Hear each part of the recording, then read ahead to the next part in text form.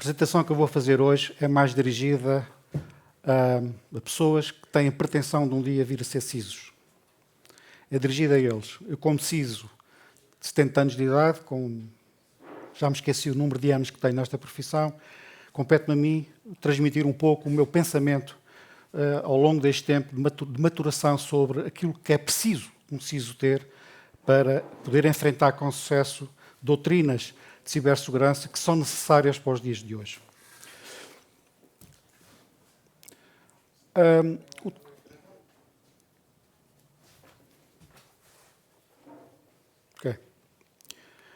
O tema tem a ver exatamente com esse aspecto, que é,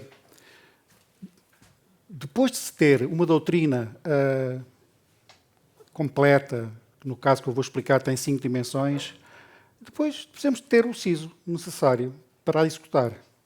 E isso muitas vezes é a parte mais complicada. Porque uma doutrina pode-se contratar a uma consultora. Bem, levam 600 páginas e depois para uma coisa que podia estar em 4 ou 5. Mas depois é quem é que a executa? Quem é que garante que a executa de forma sustentada? E nós não queremos um CISO por 6 meses. Nós queremos um CISO com uma tenure, como dizem os americanos, de uns anos, para criar escola na organização. Portanto, um CISO, eu gosto de chamar alguém que governa uma doutrina de segurança numa organização. E governar significa lidar com todas as dimensões que isso advém.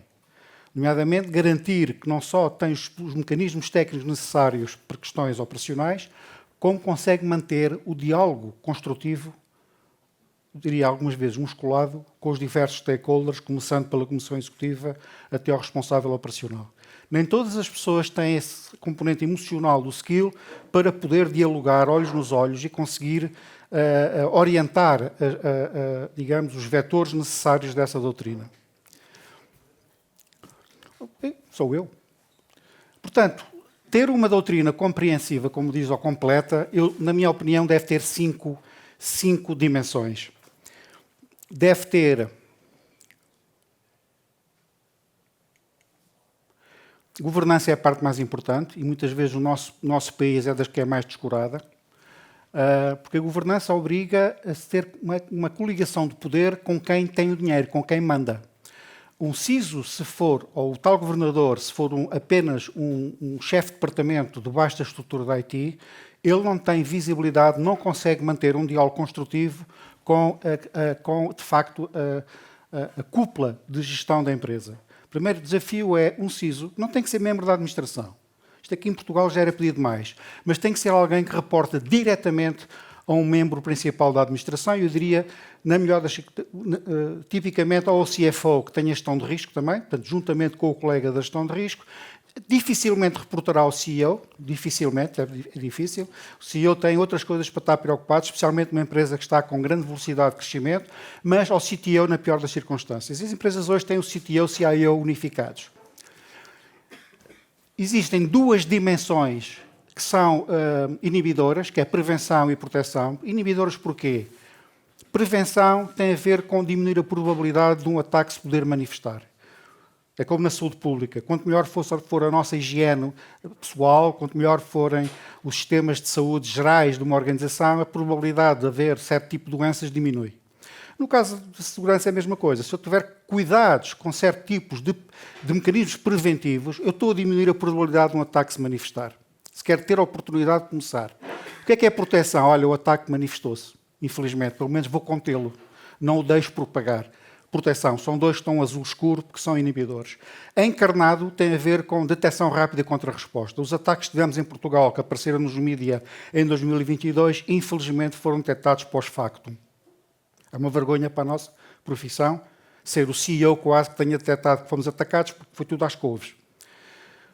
O ataque não foi instantâneo, o ataque andou por lá, de modo stealth, nas redes corporativas, a obter informação, onde é que estão as crown jewels, onde é que estão a informação a exfiltrar, mais útil, onde é que está a AD, onde é que estão as infraestruturas de backup, e depois de ter exfiltrado os dados, porque agora são ataques 2 em 1, primeiro exfiltram informação suscetível de apoiar um pedido de resgate, e depois ter os dados exfiltrados, que são exfiltrados de maneira stealth, não é propriamente 5 GB por segundo, não é? São exfiltrados durante, às vezes, dias, semanas, de maneira subtil para que o SOC dessa organização não esteja preparado para o detectar e depois de filtrar, então, começa um ataque destruindo os backups, os servidores intermédios, terminando na AD.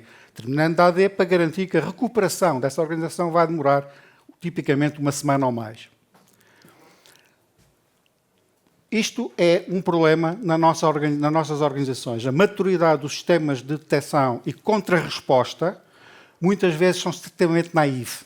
São úteis para apanhar ataques de phishing, coisas do género, mas são muitas vezes incapazes de detectar um ataque subtil que tenha utilizado umas credenciais roubadas. Num caso de uma das empresas, foi a credencial de um domain admin. Portanto, tem a ver uma credencial de um domain admin a partir dos Estados Unidos, é bar aberto, não é? Entra na rede, um administrador de uma Active Directory tem o caminho todo aberto. Finalmente, a recuperação, porque um CISO não vai durar muito tempo. Claro, sendo católico, ele pode esperar que nunca seja atacado. E, portanto, como nunca é atacado com um ataque grave, ele vai durar tanto tempo quanto o ataque. Mas um CISO que tenha maturidade vai criar exercícios, mecanismos para testar ataques. Porque ele tem que se manter mesmo após um ataque complicado, porque ele vai demonstrar que ele é a pessoa certa para ajudar a recuperar a infraestrutura. Isto não se faz neste país. Faz muito pouco. Muito pouco. Nós costumamos dizer que empurramos com a barriga. Mas empurramos mesmo com a barriga esta parte que está a ver. Porque é complicado ter os diretores principais a participar em exercícios. Vai lá, conseguimos para os incêndios. Não é? A malta já, todas as empresas, vamos todos em fila indiana, e a malta tem uns casaquinhos, mas não dá por casaquinhos contra ransomware, não é? Nunca vi uma empresa com os casaquinhos mudar a cor para laranja, no caso de ataque ransomware, veste o casaquinho à volta e tem um chefe de equipe que faz a gente sair pela porta de segurança. Não é assim. É muito mais complicado, pode implicar a suspensão de alguns serviços e, portanto, tipicamente as pessoas rejeitam este exercício. Portanto, a governança geral é fundamental para se conseguir levar isto a bom porto e proativa. Porquê é que é proativa? Eu sou muito apologista, eu não sou das pessoas mais apologistas de focar em frameworks standard de mercado. Ficar assim. Porquê? Porque um framework é atualizado quantos em quantos anos? Muitas vezes é atualizado 5 anos depois. Nós temos que ser proativos, o CISO tem responsabilidade de saber ler, saber cheirar a evolução dos problemas e antecipar, afinando as tuas estratégias, na hora. Quando começámos a ver os ataques 2 em 1, foi em 2022, o ataque 2 em 1 antes era só ransomware, não é? Encriptável. E perceberam que as pessoas começaram a não pagar o ransom. Então inventaram a segunda componente. Não, eu exfiltro a informação e vou-te ameaçar com 2 coisas. Ou tu me pagas, ou então eu vou divulgar estes dados e, além disso, não te dou a chave de desencriptação. E a partir daí o sucesso e o crescimento do volume de receita, porque isto é crime organizado, isto não aqui pelo dinheiro, na esmagadora maioria dos casos, começou a ter outro tipo de sucesso. Portanto, é proativo, o CISO não pode estar sentado, não é? Sendo católico, também à espera do acidente, para ter o currículo para mudar. Tem que mudar para outro país, com certeza. Não é assim, a pessoa tem que ser proativa e isso dá trabalho. Portanto, há uma coisa que é a cibercriminologia, não é muito estudada nas faculdades. Nós não temos nenhum curso de engenharia de segurança em que haja uma cadeira, como deve ser, de cibercriminologia, para ensinar as pessoas como é que os criminosos pensam, quais são os modus operandi, que várias variantes é que existem, que tipo de situações é que detectamos, qual é a estratégia depois de pagar ou não pagar, porque esta história nós eticamente dizemos não paga. Mas depois, no fim do dia, perante um acidente, é porta fechada, com o CFO e o presidente da empresa, o CISO discutem. Se faz sentido, não faz sentido. É uma coisa que não sai dali. Não é? Estes dogmas são muito bonitos de dizer, é muito bonito dizer, mas na prática o CEO olha para o CISO e diz-me lá o que é que tu achas. E a pessoa não se pode pôr armada em religioso, não, tem que se discutir os prós e contras.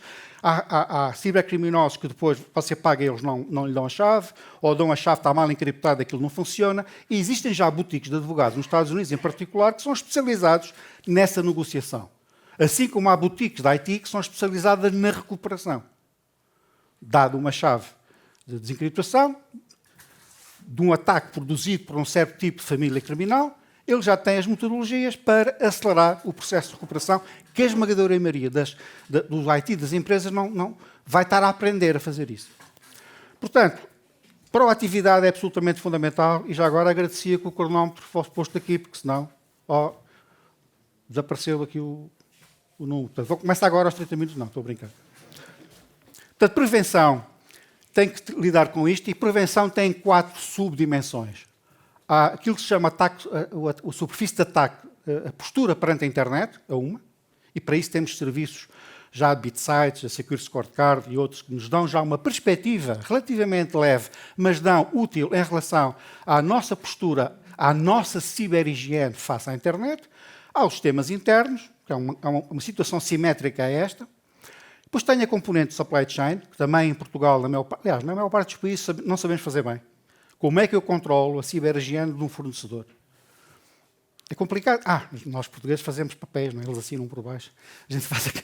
Então, o auditor vai lá ver e está lá umas fichas em que ele assinou. Mas aquilo, o atacante ri-se daquilo, não é?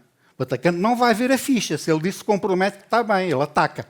Portanto, como é que nós, numa área de uma empresa grande, garante um mínimo de controles de que um parceiro que esteja ligado a nós, ou dos quais nós compramos software, e a maior parte dos ataques hoje vêm com software open source que foi comprometido, há atacantes que conseguem trabalhar durante 2 anos com a equipe de desenvolvimento open source, que no fundo é um clube de pessoas que se conhecem por mérito e por e-mail, não é? E vão ganhando confiança, vão conquistando confiança de quem manda naquele stack, e um dia ele é aceito, um patch dele é aceito e bimba, o patch está comprometido. Portanto, particularmente, Estados-nação têm este tipo de tempo de disponibilidade para, ao fim de 2 anos, e se for preciso mais tempo, conseguirem conquistar confiança para, quando chegar à altura certa, um patch deles, o primeiro patch obviamente que é benigno, o segundo também é benigno, mas há de haver um terceiro, se a intenção deles é comprometer, há um terceiro patch. Portanto, nós que temos open source na nossa casa, e muitas vezes temos várias versões da mesma coisa, nós não gerimos o open source. Há uma solução inglesa que é o Black Duck, que é muito útil para gerir os stacks de open source que as pessoas utilizam, porque muitas vezes, e depois no fim é pessoas. Não é? E ao contrário de muitos CISOs, eu não faço awareness, eu faço treino.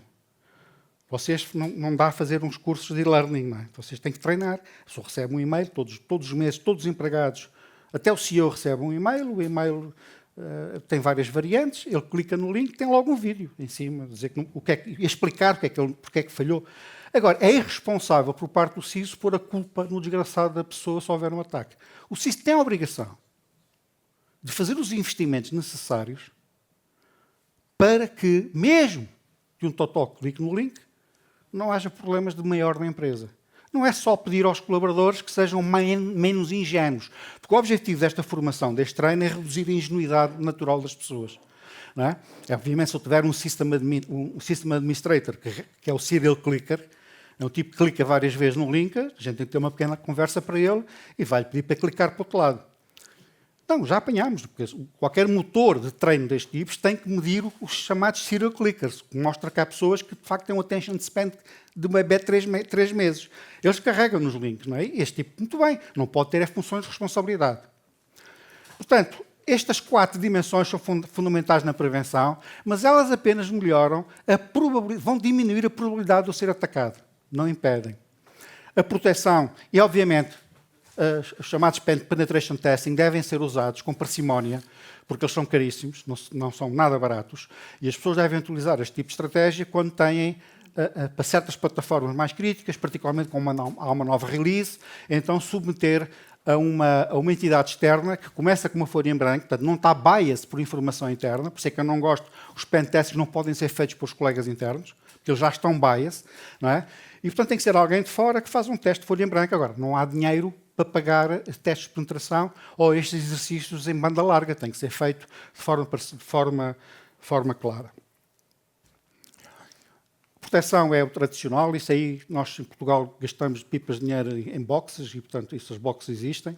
Muitas vezes não temos plataformas para gerir as várias marcas de firewall. Quando tivemos o Anacrai na Altice, houve um problema que nós tínhamos tantas marcas, os desgraçados dos técnicos da rede, para saber qual é o comando que eu mando para bloquear esta firewall. Portanto, por isso é que há estratégias tipo AlgoSec que permitem criar um meta-level, que é eu dou um comando para bloquear e o AlgoSec é que sabe mandar os comandos específicos para a Checkpoint, para a Fortinet, para outras.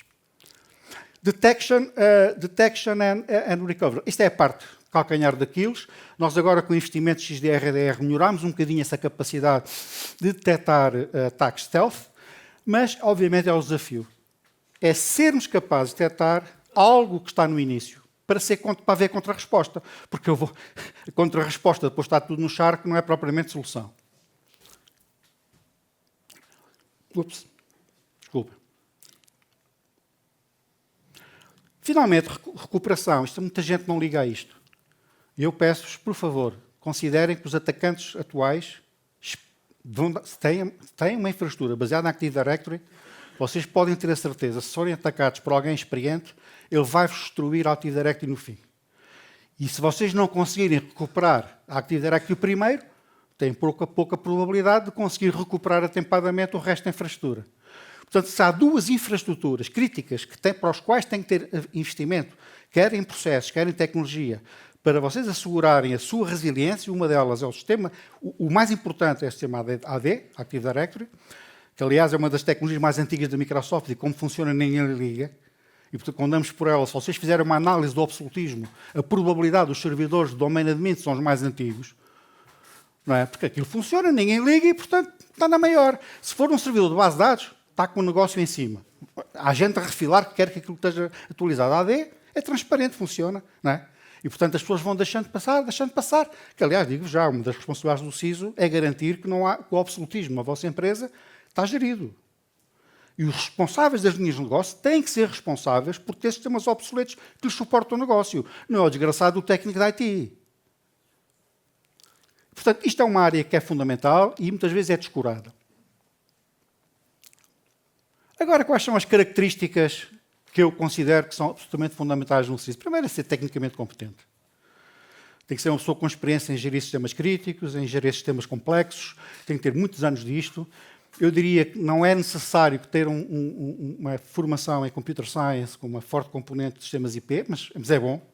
Quer dizer, dificilmente eu vou pegar um CISO forte, os advogados vão desculpar, que seja jurista apenas, não é?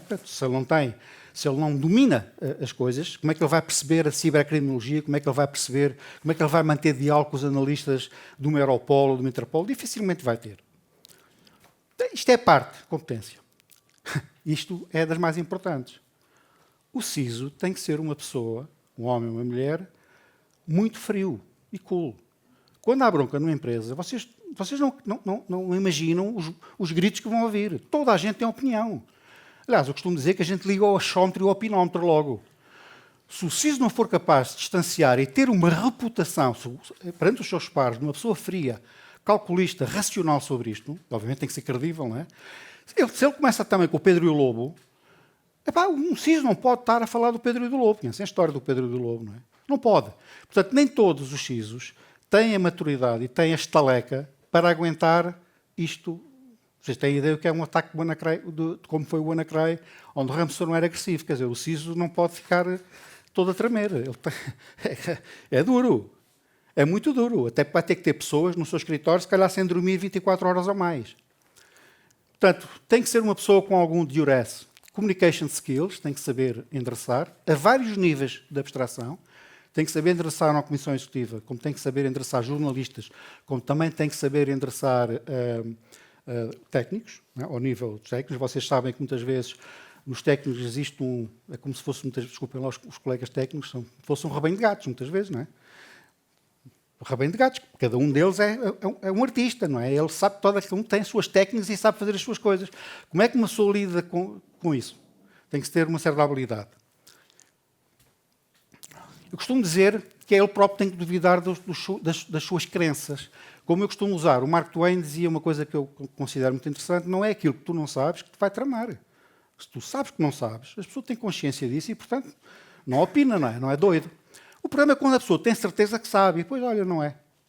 E isso é um dos problemas da segurança que são complicados. Que é a pessoa tem uma crença tal. Ainda hoje, por exemplo, no Waze, pus lá o Secret Spot, mandou para a Amadora. Não é? Porque há um Secret Spot na Amadora. Eu esqueci-me de ver, que não aparecia no ecrã do meu carro, a palavra lá ao fundo, que era Lisboa ou que era Monsanto, não aparecia a Amadora, e eu de repente comecei a estranhar. Mas comecei a duvidar da rota. Parei o carro e percebi que não era. Mas muitas vezes a gente não duvida da rota. A gente segue aquele caminho e depois é surpreendido por um ataque que não estava à espera. Tinha a certeza absoluta. E vocês conhecem o tolerância zero, colegas do IT que dizem assim, deixa comigo, não te preocupes com isso, essa parte está controlada. Deixa comigo, os nossos inimigos brasileiros adoram essa expressão, que é o deixa comigo. CISO, tolerância zero, não pode cair nessa. E, obviamente, que se vocês não se basearem em métricas, em indicadores que sejam verificáveis, portanto, em que vocês têm que pôr disponíveis para ser contravalidados, vocês dificilmente conseguem construir um argumento que seja bom para o CEO e seja bom para o técnico cá em baixo. Porque vocês têm factos. Eu lembro quando entrei na PT em 2003, tinha reuniões naquela sala de conselho de administração, de 30 pessoas, e iam 3 de cada departamento. Era o chefe, o subchefe e o índio. O índio é que sabia. O subchefe ia acompanhar o índio, depois o chefe não tinha que ir para a reunião para estar lá. E cada um levava a sua folha Excel diferente. Eram reuniões totalmente inconsequentes. Portanto, em cibersegurança, não podemos cair nisso. Porque é extremamente fácil pôr-nos num pântano de conversa em que toda a gente tem uma opinião e ninguém consegue validá-la. Portanto, um dos desafios do CISO é criar este ecossistema. Isto não é fácil, tem que ser uma pessoa orientada a métricos, orientada a dados, saber construir, saber explicar qual é a gênese do cálculo que é utilizado para o indicador e pô-los em aberto no portal da empresa, as pessoas discutem, se tiverem um contra-argumento, que o digam. E, portanto, criar um sistema de confiança baseado em métricas. E as métricas têm que permitir saber se eu hoje estou pior do que ontem. Não posso dizer se amanhã vou estar melhor, porque existe uma variável externa que é o atacante, que eu não conheço. Mas posso ter alguma tendência. Posso tentar ver tendências. Os phishing estão a aumentar, estão a diminuir, o roubo de credenciais também está a aumentar, a diminuir, mas pelo menos saber se estou melhor hoje do que ontem é fundamental. Isto é na horizontal. E na vertical é eu saber se posso conversar, ter uma síntese de indicadores úteis para a administração, para comparar os investimentos do orçamento que me deram, dinheiro a mais, e saber que eles tiveram impacto em melhoria e demonstrar a melhoria, e também conversa cá em baixo, para, quando tiver um problema de ciberhigiene, eu poder dizer, olha, esta FTP está exposta à internet por culpa tua. Vocês estão a ver? Quer dizer, não quer dizer que seja boa prática eu estar em público a apontar o dedo, mas em conversa privada eu vou dizer ao menino, vem aqui, olha para o ecrã. Então, mas como é que é isto? Na política de segurança não diz que não pode haver a exposição da FTP para a internet? Então, o que é que está aqui? Quem é responsável deste subdomínio? Sou eu, pronto. As pessoas aprendem. Este tipo de construção em 2 dimensões é fundamental para criar o tal sistema de credível. Foi o que eu estava a dizer, portanto, ter a possibilidade de manter isto. Isto não é fácil, não existe out of the box. Se um CISO não tem esta mentalidade e esta vontade, não vai acontecer. Não vai acontecer, já vou explicar a seguir, porque a quantidade de fornecedores a tentar-lhe vender silver bullets faz com que ele tenha a tendência a não criar uma escola e criar uma coisa organizada, mas ter uma coleção de ferramentas mais ou menos à solta que dificilmente falam umas com as outras. E, finalmente, saber executar projetos. Meus caros, não se queixem, tem havido mais dinheiro do que a vossa capacidade de executar. Eu não estou a falar de pequenas empresas, estou a falar de empresas com alguma dimensão. Até agora, com o problema da cibersegurança, não tem havido falta de verba para o CISO. O que tem havido é capacidade de executar o dinheiro que têm. É um problema que é o elefante na sala. Ninguém gosta de falar nele.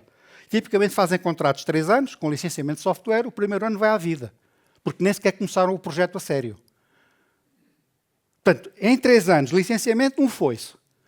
Se os CFOs começarem a espremer o CISO em relação à sua capacidade de execução, ele vai perder estatuto na negociação do orçamento para o ano seguinte. Portanto, um dos desafios fundamentais para o CISO é saber demonstrar a sua execução. E se não vai conseguir executar, tem que saber alertar, tem que saber explicar isto, para manter credibilidade com o CFO. Está bem? Porque até agora, eu, na minha experiência, não tive falta do investimento necessário.